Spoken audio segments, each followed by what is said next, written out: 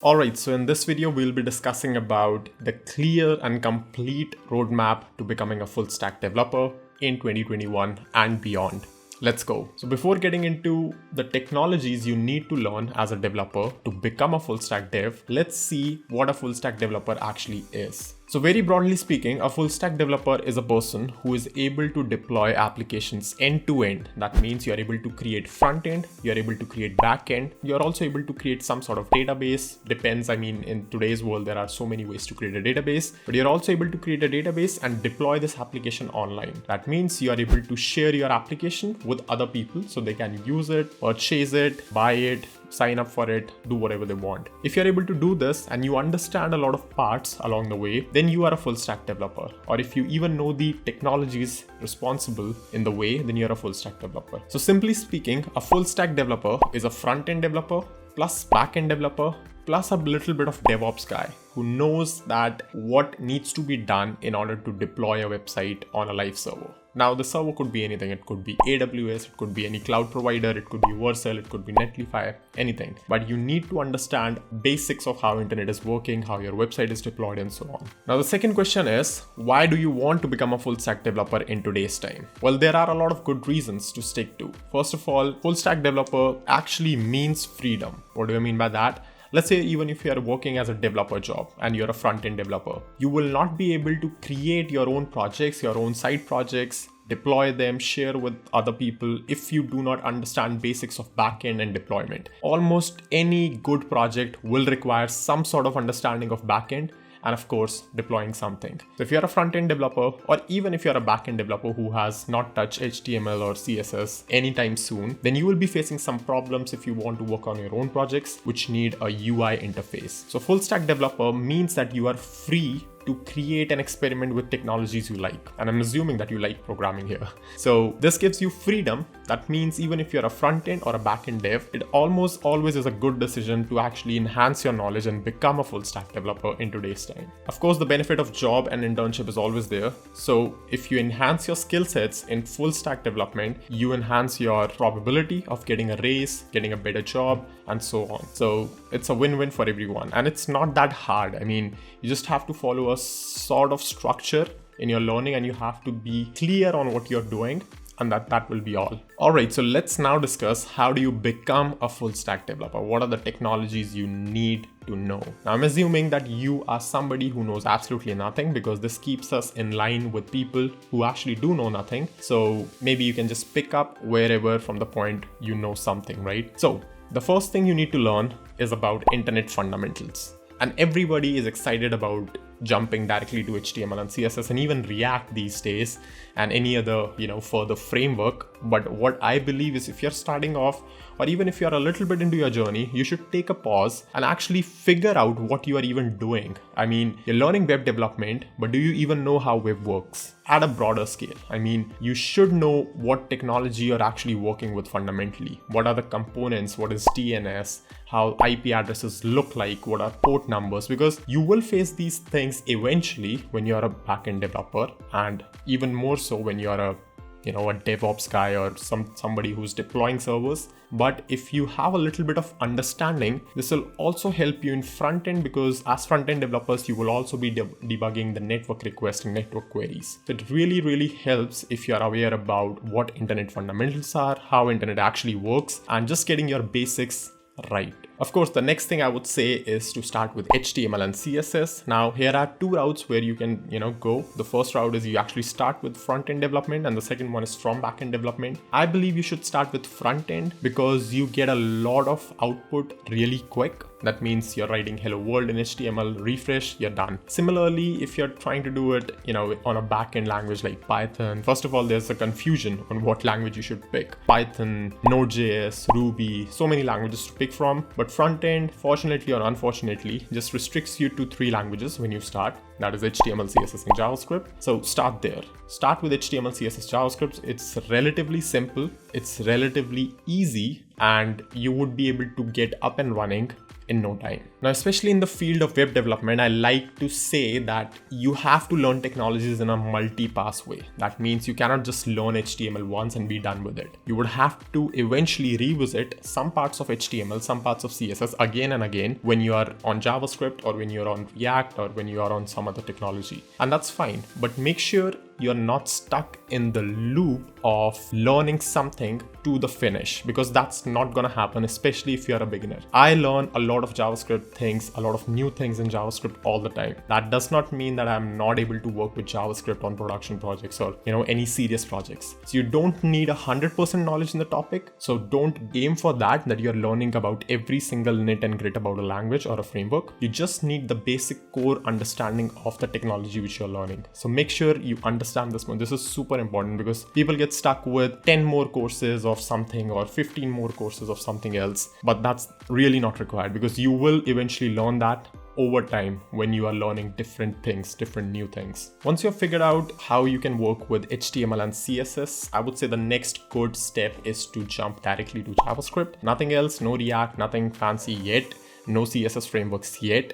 Just stick to basics, HTML, CSS, and JavaScript. JavaScript would allow you to actually add interactivity to your element. So the first time you will be learning about JavaScript, you will most likely learn about syntax, obviously. And then in the front-end context, you will be learning about event listeners, how you can make a button interactive. When you click on that, what happens and stuff like this. So this is again super important because these are fundamental building blocks. I mean, you won't be necessarily using all this information in all your projects, but this is fundamentally important stuff which you will be learning in the JavaScript fundamentals area. Alright, so once you're familiar with basics of JavaScript, I would recommend taking a step back again and pausing for some time and learning about Chrome DevTools or Firefox DevTools, whatever works for you. These DevTools will be extremely helpful for you to debug your programs, because at this point you are at a stage where you can develop minimal functional programs, right? You can build small games. Like I still remember my first game was Rock, Paper, Scissors, which was just pure HTML, CSS, JavaScript with a little bit of jQuery, but I won't recommend jQuery in today's time. But yeah, you can develop a lot of simple games at this point, and you'll face a lot of errors along the way when you're building such projects. So I would make sure to stop and make sure you understand the Chrome DevTools area, how the Elements tab work, how the console tab works, how the network tabs work a little bit, and then move forward, because this will give you more clarity on how to get unstuck. The major roadblock which you will have today, or the time when you're learning this, is you will get stuck, and the fastest way to get unstuck is to actually have proper debugging skills. And Chrome DevTools is an awesome tool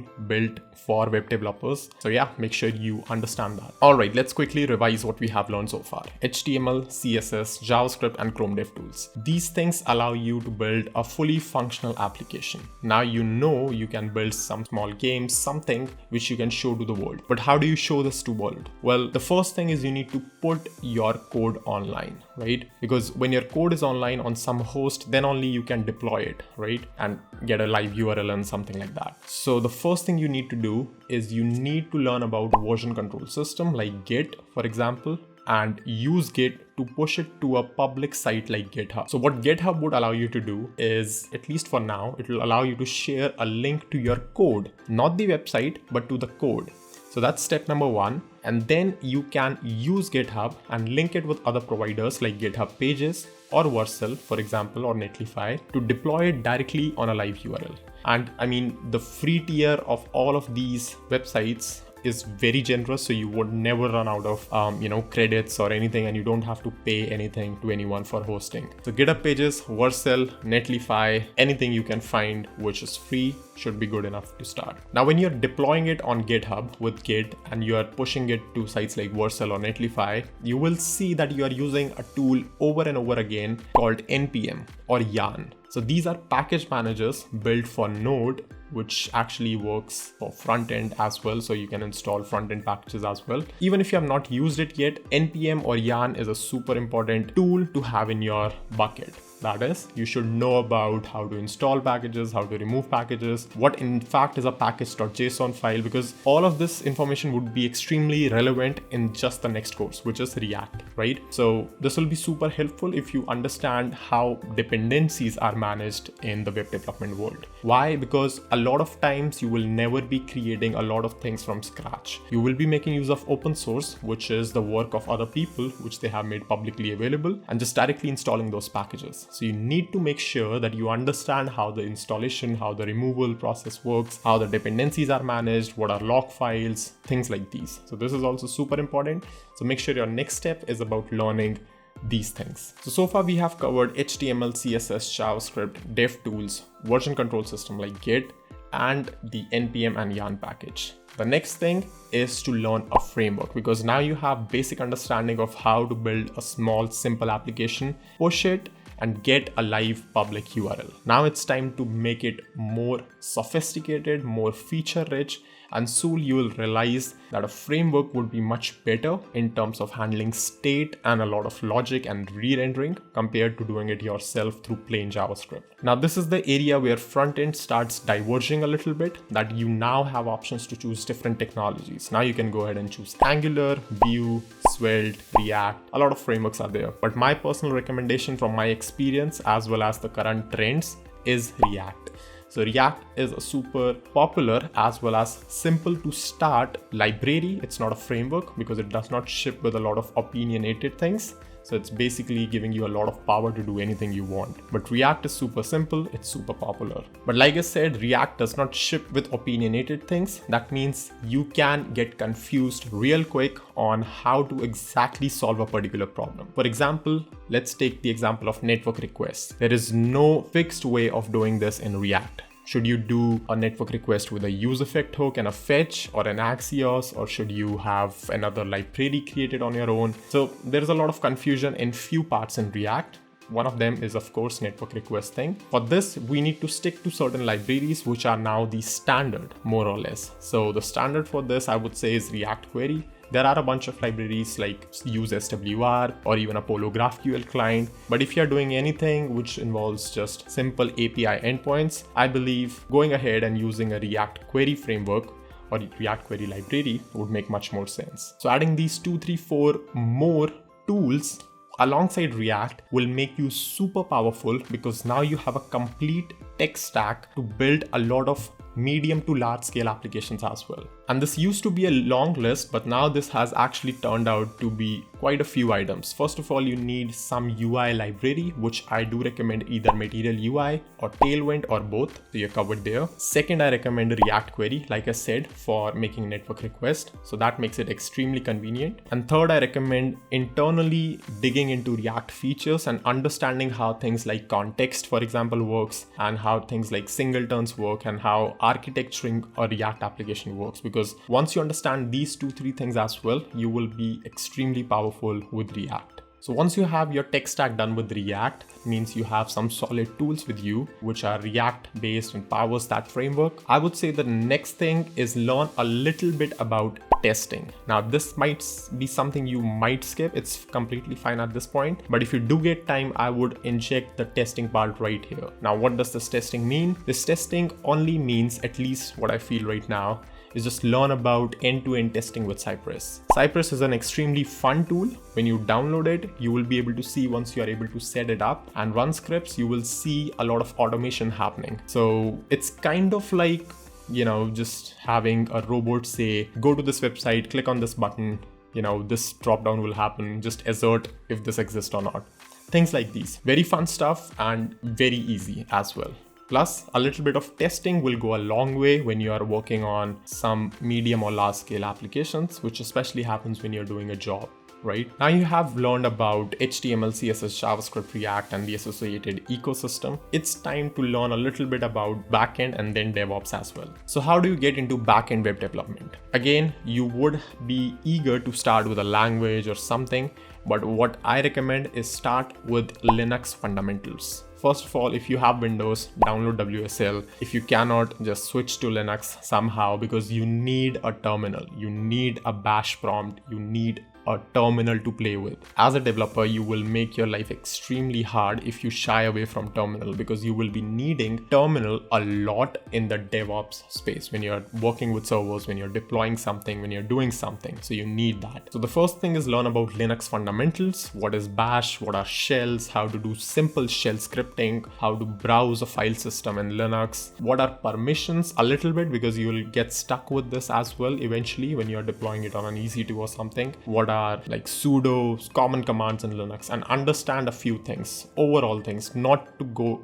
deep into memory and C groups and stuff like this, but just stick to minimum basics. You should be comfortable when you're given a Linux system just using command line. Once you do that, it's time to pick up a language, a programming language which can run on servers. Fortunately, you already have learned about JavaScript, and JavaScript comes as Node.js on the backend. That means you can use a lot of your learnings from JavaScript and write HTTP servers and backends and complete backends with a technology like Node.js, which basically is just JavaScript. So again, this is a point where technologies diverge a little. You can pick Python, you can pick XYZ, something else, but I do recommend sticking to JavaScript and sticking to Node.js because it's just less cognitive overhead. Because if you pick up another language and you're working on a full stack project, you will actually be context switching between a couple of languages, which kind of becomes tiresome. I have worked with PHP and JavaScript in the past, which some people might say is the worst combination ever. PHP on backend, JavaScript on frontend. I have worked with Python and JavaScript as well, but I feel that Node.js and JavaScript is the smoothest combination ever, because you're basically just jumping into the same language, so you don't have to context switch all the ways the variables are defined, the functions are written, and so on. So Node.js makes a lot of sense if you want to go the full stack route. Your Node.js learning would be much faster than your JavaScript learnings thanks to your prior JavaScript experience, but there's still a lot more to learn in Node.js, which I hope you will keep on learning as you proceed. But your fundamental basic understandings of creating HTTP servers, what are actually servers,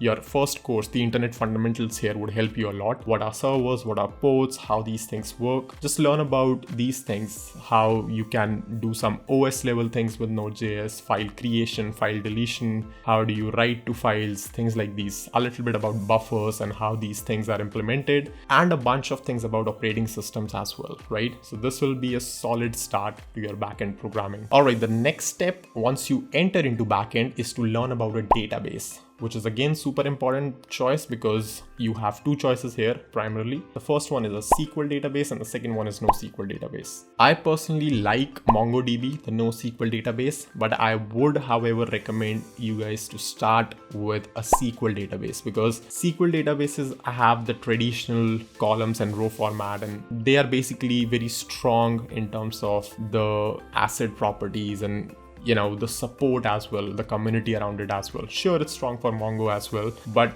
I would say high volume startups which have a lot of database operations, you will see the databases running in production are SQL. NoSQL databases are more common with the analytics part and where the data is unstructured. For example, just big data or analyzing huge chunks of data and you just have to throw it in a database.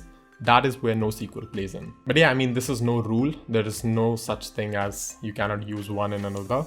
So feel free to start with any database you like. My opinion, however, is to start with a SQL database like MySQL and get into the idea of databases, what they are, how they work, why they are even needed, stuff like this.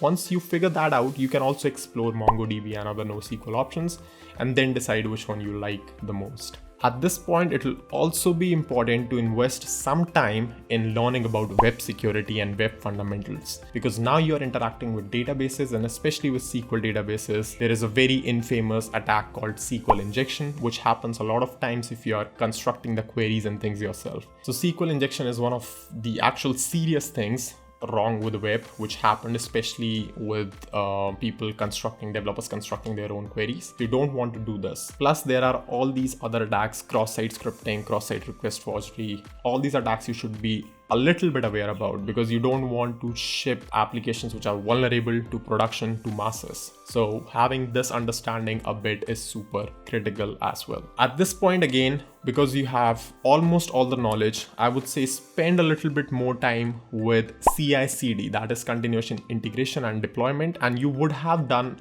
a lot of work with it already. I mean, whenever you're deploying your front-end projects as well, till some extent you would have worked with it. But at this point, I would say just take a very small course or something on things like GitHub Action, for example, and how do you write a proper CI/CD process, CI/CD pipeline.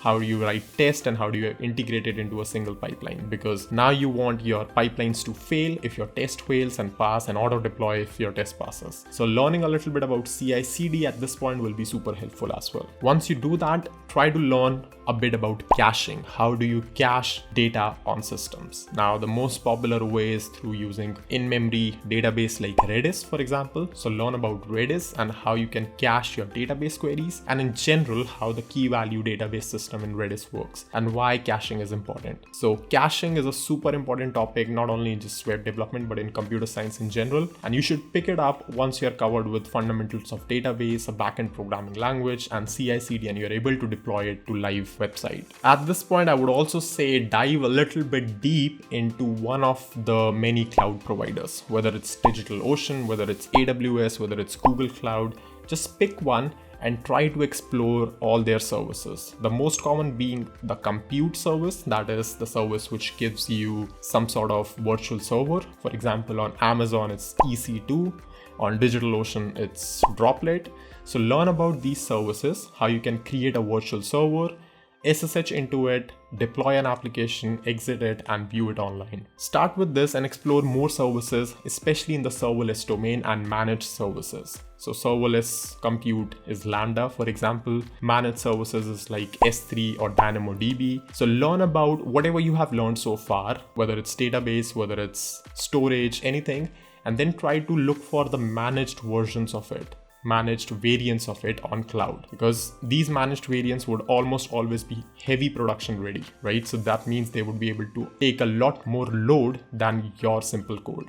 And yeah, at this point, you would be more than knowledgeable to decide what further technology you want to learn. And that was the point, right? At this point, you are a full stack developer who can deploy end-to-end applications and who has the knowledge of what the next step should be. And that was the point of this video. Codedamm's full stack learning path includes this exact breakdown of whatever we discussed, but in a more structured and obviously content-backed way, and in a very interactive learning way, where you will be building multiple projects along the way, working on real systems. That is, we will be giving you Linux computers right inside your browser thanks to the cloud technology, and you will be building a lot of interactive projects and completing a lot of exercises along this way. Super helpful, especially in your early stages of both front-end and back-end. And of course, you can pick up any course you want once you complete your full stack learning path. Like I said, it's up to you what you want to decide, what you want to do once you are a full stack developer. I would not say this is an easy journey. This is a hard journey, and it should be hard because the reward is really good if you're a full stack developer. Full stack developers and developers in general are some of the top paid people at the moment right now. So if you want to be one, if you want the independence of creating your own micro SaaS products, or just creating small startups or even getting high paying jobs, this is, I believe, is a great way to start and a great investment of time and money both to do. So yeah, that is all for this video. Do check out the full stack learning path on Codedamn. You can find the link in the description. We'll keep updating the learning path. We keep updating it as well on a weekly basis, adding more content, renewing the previous content, and adding more projects and interactivity to the existing curriculum. And if you buy it, you not only just support yourself, but you also support us in order to create more such valuable content and publish it at a much lower price, almost like a 100x lesser price compared to a typical offline bootcamp. So yeah, that's all for this video. I hope you enjoyed it. And if you did, make sure you leave a like, leave a comment on what you think was the best takeaway from this video, what are going to be your next steps. And that is all for this one. I'll see you in the next video really soon.